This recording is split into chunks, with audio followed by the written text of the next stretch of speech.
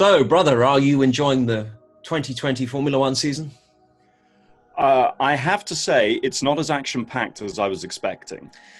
Yes, it's a little bit like the refueling era. Not much going on In track. fact, it's exactly like the refueling era. You get to April and you don't realize the season's even started because it feels like there haven't been any actual races. Exactly. Well, in case you hadn't realized, we are, of course, joking. There are no races going on at the moment because of coronavirus. We're all sitting at home waiting for a normal life to resume, and that includes Formula One as well. But to some people's surprise, Codemasters did in fact announce a new Formula One game for this year, F1 2020.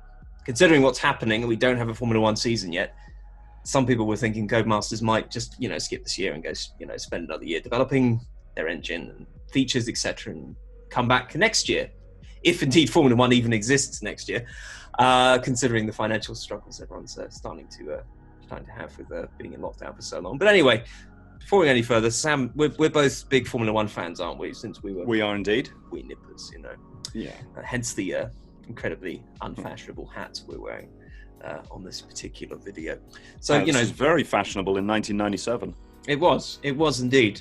In fact, you met Damon Hill at one point, didn't you? I did. Yes, I encountered him while he was having a look inside the cockpit of a Spitfire, World War II Spitfire. Was he a time traveler? No. He was, although it kind of felt like he was because it was at the Goodwood Revival. So I see. He was makes there sense. driving his dad's old cars and riding old motorcycles and stuff. But excellent. Yeah, the largest hands of anyone I've ever met. Well, that's probably going to be a help when you're. They were like machine tools. It was kind of scary shaking hands with him. But yes, for anyone who doesn't actually drive real racing cars, people, just do this basically. Yeah, people like us who use controllers. I'm an esports star. All my thumbs a bit sore. Actually driving a real car, especially if you don't have power steering, it takes a lot of. In fact, the last time we did a go-kart race, I got a massive. I can't remember which hand it was now. I got a massive blister right in the middle of my hand from the. I remember it's because you were pushing the wheel round the whole time. Is it that one? Because I was pulling the wheel with the top hand, and so I ended up with a massive muscle strain down here because. Yeah. Obviously, clicking a mouse doesn't really build up your forearms very much, but... Yes. Well, yes, there could be other reasons why one's arms are a little, Yeah, we don't need to go there. Greg's not in this video. That's true. Greg's not in this video. So we won't allow ourselves to descend to those depths. But anyway, let's get on to it. So Formula One 2020 has been announced, the new game from Codemasters. And this is the description from the website. For the first time, players can create their own F1 team by creating a driver, then choosing a sponsor, an engine supplier, hiring a teammate, and competing as the 11th team on the grid. Build facilities, develop the team over time, and drive to the top. You also get to customize your 10-year career mode with a choice of F2 Championship introduction options and season lengths to allow for a more exciting multiple season career. The addition of split-screen racing, a new steering assist, and a more accessible race experience means that you can enjoy the game with friends no matter what your skill level. How marvellous. F1 2020 features all the official teams, of course, drivers and 22 circuits, including 2 new races, Hanoi Circuit and Circuit Zandvoort. Zandvoort. That's the Dutch Grand Prix. Online connection required to download the final team's 2020 cars as applicable and F2 2020 season content. Well, that's the official line from Codemasters. So there we are. So the most interesting piece of news there, that there is going to be a management mode in this new game, which I'm very excited about actually, because I've heard about some good motorsport management games that have been around, and a couple of people said to me you should play them as you're a big F1 fan, but I hadn't actually got around to playing them. So it's nice that Codemasters have taken that idea on board. What do you reckon to the management mode idea? Do you think that's good? I think it's very interesting. It gives the possibility for an F1 game to play maybe the way some of the football games play, because certainly back in the day when I used to play Pro Evolution Soccer a lot, it was fun to be able to do a Master League and actually manage the team as well as then play all the matches as well. Yeah. So it's certainly for those of us who love F1 and love our complexity, it's another layer of complexity to add to the game to mean that you spend even more hours playing it, which is always a good thing. Yeah, I mean, I guess if you create a team, are you then going to compete in the races as well, or can you sort of just do simulations of the races? I guess, well, you can simulate sessions even now, can't you? On F1 2019, if you just want to simulate a practice session or a qualifying session, you can. Yeah, absolutely. So, so obviously that's the big headline feature that we're excited about, saying split screen. Well, It's not the bit I'm most excited about, though. what's the thing you're most excited The about? thing I'm most excited about are the new classic cars. Ah, new classic cars. So, what new classic cars? Well, do this we is have the Schumacher pack. Last year it was the Senna versus Prost pack, as it were, but now it's the Schumacher era. So, given that most of Schumacher's most famous cars are Ferraris, and most of those are already in the game, then? we finally get to drive some Benettons. I don't Yep. think there's been a Benetton in this this run of games since we went to Generation Well, 8. it's kind of unfair to put one of those Schumacher Benettons in because they're so much faster than the other cars because they've got the illegal driving aids. Well, yeah, particularly in '94. Yeah, it's. But yeah, I think they've got two of Little those. inside F1 joke there. Well, yeah. If you don't know what I'm talking about, Google it. You know. Yeah. But We've yeah, I also think got they the 1991 Jordan. They have. And I was kind of hoping that maybe It's a that might have beautiful car. It's a gorgeous car. It's probably arguably the best looking car of that year, maybe other than the McLaren. Yeah. Which is your favorite car, isn't it? My favorite of all time. It is the quintessential Formula McLaren One car for me. MP46 Honda Yes, is yes. a great car. But I was wondering with the Jordan 191 whether they're going to introduce a feature when you drive the car at Spa that you can actually intentionally burn your clutch out on the grid. Well, I would Which, certainly of course, hope so. Schumacher famously did. And if they don't include said feature, I'm going to write a very angry note letter to Codemasters. Dear Codemasters, I am most disappointed that you have not included the said incident with Michael Schumacher burning out his hand. Yeah, all that kind of thing. Yeah. If we're being true nerds, that's what we would do. So anyway, those are the main things about the game that we hear about. It says the addition of split screen racing. So is that a return to sort of local It's a return, multiplayer? yeah. I think it's 2014 was the last time they had split screen racing. I think every racing game should have split screen racing, to be course honest. it should. I mean, it's not really a feature to shout about. It should be, well, they should all include that, quite frankly. Unfortunately, a lot of them don't. Well, the thing is, are they going? Well, because I know they were constantly trying to push us online, aren't they? But if they, if they've reintroduced split screen, are they also going to have reintroduced online custom championships? Because that's something they inexplicably removed from F1 2019 was the ability to actually create your own multiplayer championship. That's the thing that we hate the and most save about F1 which is 2019. infuriating.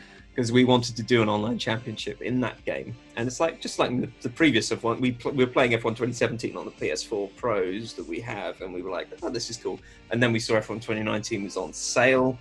You got yourself a copy I did. for PC because I'd already played quite a lot of single player on Xbox of F1 2019 and done a whole career thing on this. We thought, "Oh, we'll play multiplayer on this one now. We'll upgrade our multiplayer experience," and they have removed the option for.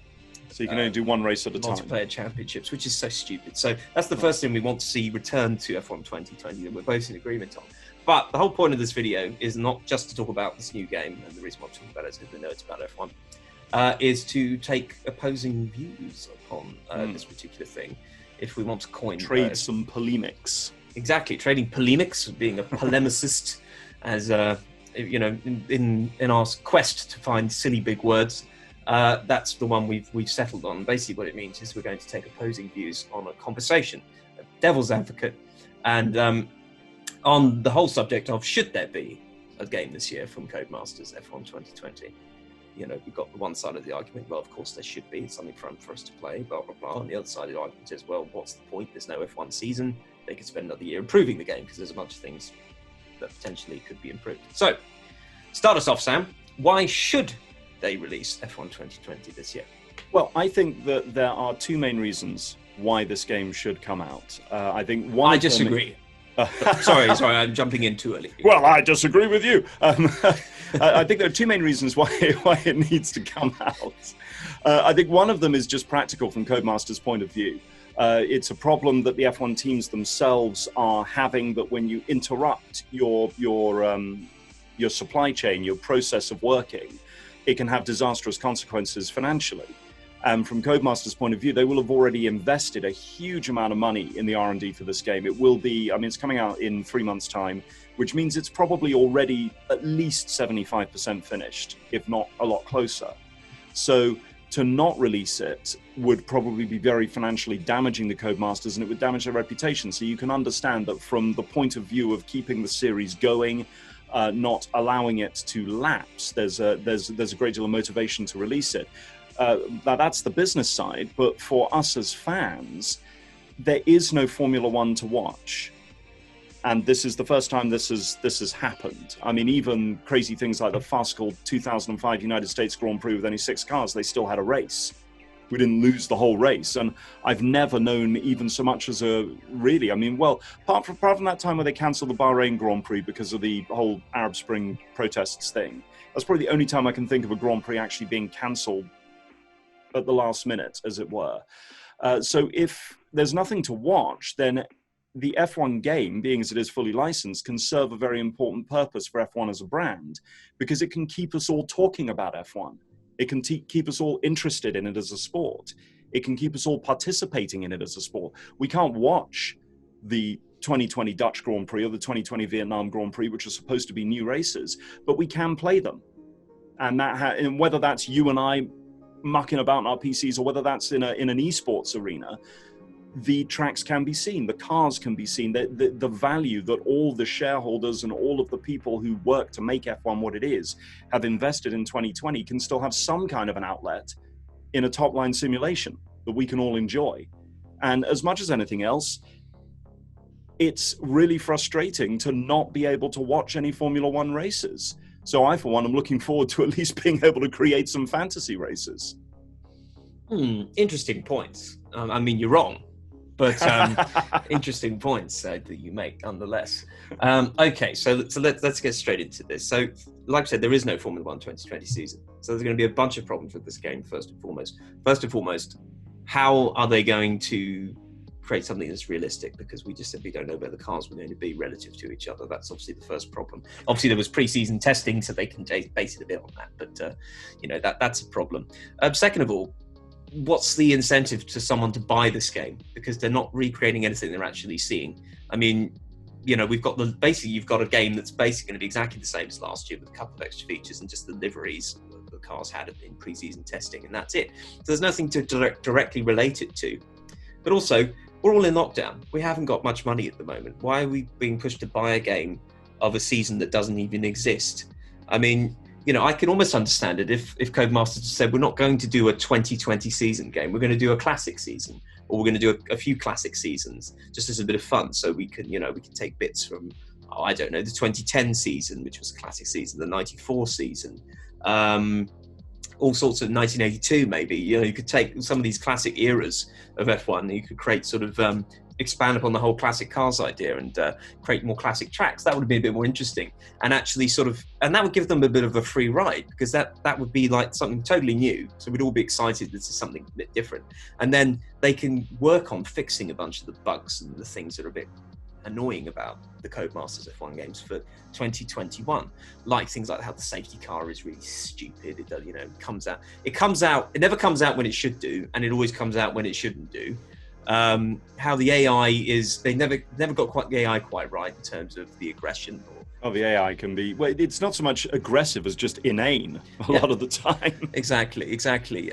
Just ways the gameplay interact. The career mode, since they created the basics of the career mode, it hasn't really progressed. You've got this kind of just cookie cutter nonsense to do with career progression and how things are managed by your agent, and it just doesn't feel realistic at all. And there's a bunch of things that they clearly have never improved over the last few years that always rear their ugly heads in these Codemasters games, and it always kind of negatively affects the experience. So yeah, they've improved the driving models and things like that, and the graphics have improved, but there's still a load of work they need to do. I'd love it if they'd taken more time to say, we've got a whole extra year, we can rebuild a lot of these systems, so when this game finally comes back, we can actually do it properly. We can actually do all these things properly, have them all working together, and actually progress this whole thing further. Now, I could be wrong. This could be a big leap forward this year's game anyway, but I somehow doubt it. I reckon it's mainly going to be a couple of extra modes, tweaked, maybe slightly improved graphics and the new liveries, and that's about it. So what's the point? What's the point of this game? It feels like, look at The Last of Us Part 2. That's been delayed. That's been delayed indefinitely because they feel like, what's the point of bringing it out now? And that's not even an annual franchise.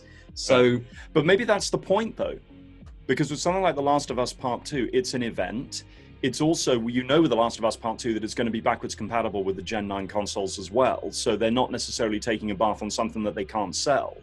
But in the case of something like an F1 game, with all the money and effort that has already been invested, because my assumption is that Codemasters work on this 24/7, and that is just like a real F1 team. As soon as you got the game out, you got it launched, you got it patched, you got all those things happening, within a couple of months, you're moving on to the next title. And if that's the case, can you throw all of that hard work away on the hope that there will be an F1 season to make a game about next year? Because as you pointed out, maybe this pandemic that we're living through will actually destroy F1 as we know it. So maybe F1 2020 is the last hurrah, and we should enjoy it while we can get our hands on it. Because maybe next year there won't be an F1 game because there won't be an F1.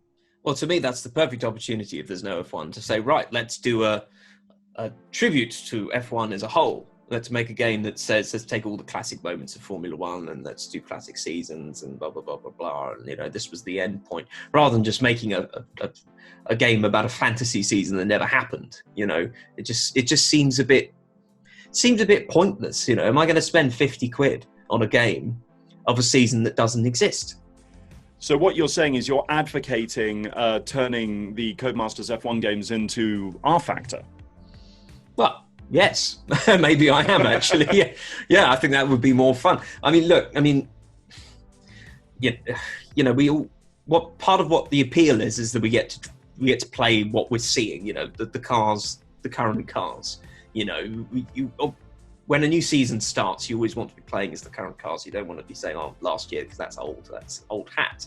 But there is no current cars because these cars only ran in pre-season testing. They haven't driven in races yet, and if we get any kind of F1 season this year, it might only be 8 races or less or something. And so whatever this game is going to be, it's not going to be an actual representation. It's going to be a total fantasy. So if it's going to be total fantasy, why don't we make it something different? Why don't we make it something even more fantastical, which is even more fun?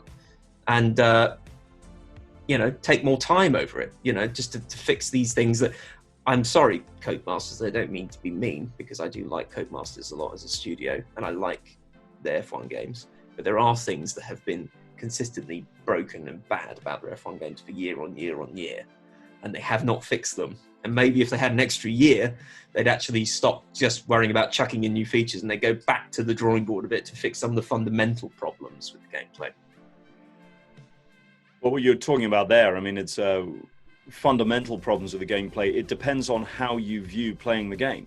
I mean, it goes back to similar arguments. I mean, we go back talking about Unreal Tournament 20 years ago. When you've got a game which has been designed with online multiplayer as a fundamental feature, you have to ask yourself the question, would Codemasters bother fixing it? Because ultimately, most people, they want playing online against other human beings who aren't going to do dumb stuff like the AI does. Maybe it's maybe they don't reckon there are that many people who want to play it on their own. And who knows, maybe they've got a point with regard to F1 2020, because although we're all stuck on our own at the moment because of this pandemic, we are probably going to be more interested in playing online than we have been in the past. Certainly, I've done more online gaming in the last 4 weeks than I had done probably in the previous 4 months. And maybe F1 2020, the way to look at it is to not say, well, we want the bots to be better behaved.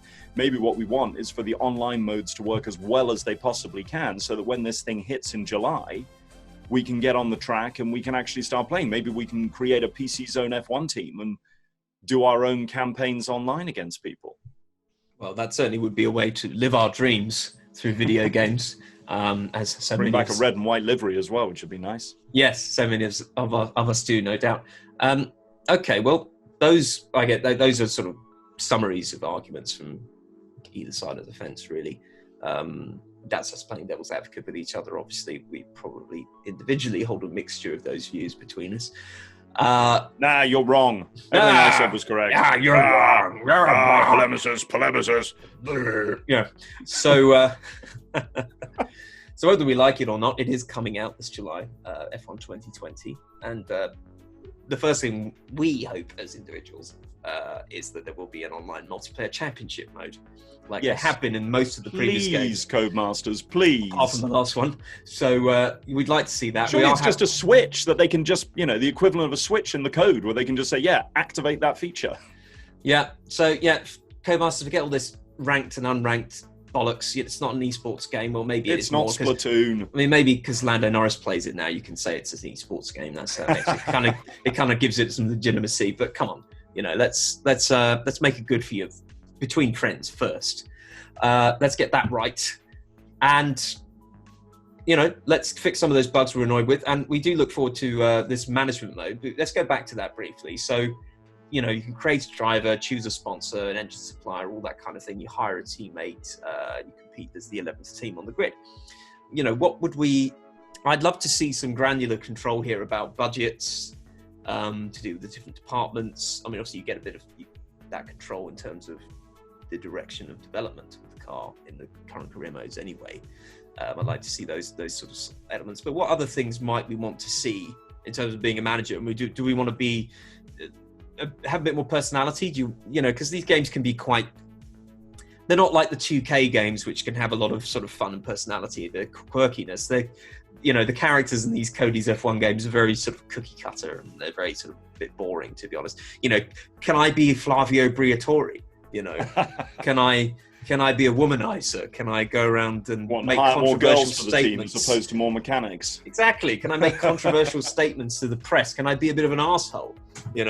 All that kind of thing. Or am I just going to be some generic, this is your face that you choose, this is Well, they have elements of that in the career mode in F1 2019, don't they? Where you can be more of a sportsman or more of a showman, and you can But it's all diss very your rivals and stuff basic. like I mean, that. in F1 2019, the only time where the game ever has any real personality like that is when you're doing the introduction in the F2 mode and you're starting off your career, and you've got these little cutscenes with your rival, I can't remember what he's called now, Captain Arsehole or something.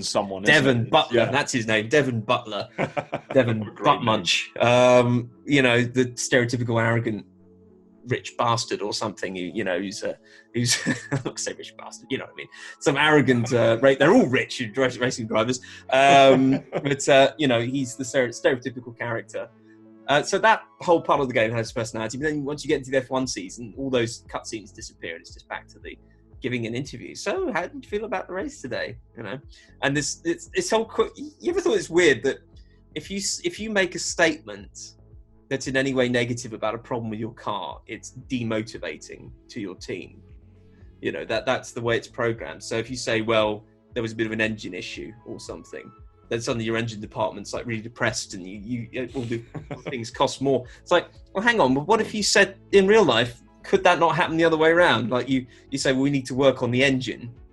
So then the engine department would say, "Oh yeah, shit, we need to work on the engine." Well, there's precedence for that. I mean, if you talk about F1 history, you go back to 1991, and Senna, who had an amazing relationship with Honda, was on them the whole season about their V12 engine, because they moved from V10 to V12 in 91, and Senna was extremely worried about it, and he actually ran out of fuel in a couple of races. Yeah. But he really, mid-season, he threw out some rockets in the press about Honda and the engine. And actually, they pulled themselves together and won a couple of races mid-season, which pushed him to the championship. Yeah. And I don't think anybody at Honda then or now would say that they disliked Senna for doing that or felt demotivated. Well, this is it. So it depends on who you are. Maybe another change you could make to the game would be to have a sort of a motivation wheel almost, so you can keep pushing and pushing and you'll get better results. But if you maybe push it too far, or maybe you go the wrong side of it and you can start to get resented, or maybe if you increase motivation on the one hand, you increase resentment, which is another meter or something. If you have too much resentment, then that's what a you're negative really talking about here is you're talking about Formula One RPG is what you're really talking about here. Yes, RPGP. Yeah, role-playing Grand Prix. Yeah. That's as bad as an Xbox One Xbox. Nothing's as bad as that. Actually, no, something is as bad as that. The Xbox Series X. Oh, brilliant. Such an imaginative title. It's not confusing at all. Anyway, that's an entirely different subject. Sorry, carry on. I was going to say, do you think that maybe the X thing is just a mistake, and the designers over at Microsoft put the X there to kind of be insert cool word here? I think that's been true. And no one actually did. I think it was supposed to be something box, but they just put an X, as in we'll make up something like game box or play box or something. And then they never did. And someone went, "Ooh, Xbox, nice, that's cool." And everyone just went, Did he say Xbox? Should we go with that? Okay, let's just say we thought that was right. Xbox, yeah, that's great. Anyway, that's a subject for another day. But I think we should wrap things up there. So F1 2020 coming out this year. We're talking about it because we're big F1 fans. We will be playing the game. We'll also be doing some other Formula One videos for the website. We may do a bit of a league, try some esports, or do some of our own classic car racing within F1 2019. And we may even try some classic other F1 games if we can get them to work on Grand Prix 2. Grand Prix 2 is one of our Grand Prix favourites. 2, That's the Jeff 1994 season. Yeah. That's a very great game. There's also Good one. F1 Challenge, Yeah. which came out in the late 90s, which is an EA sports game. So there's several classic games we could revisit. But until then, we'll just leave you with the question: what do you think about F1 2020 coming out this year? You know, do you think it's a good idea? Why not? Blah blah blah. Or do you think, well, maybe they would cheat more if they just delayed it, or maybe done something different than a classic season? We would love to hear your comments. Please do Leave your comments. right down there, and we shall observe them. We shall read them, and we shall enjoy them. Much so. And choose whether to disagree with them or not. Yeah, we won't tell you how much we'll disagree, and we'll just be polite anyway. But anyway, thank you so much for watching, and we'll catch you next time. Take care.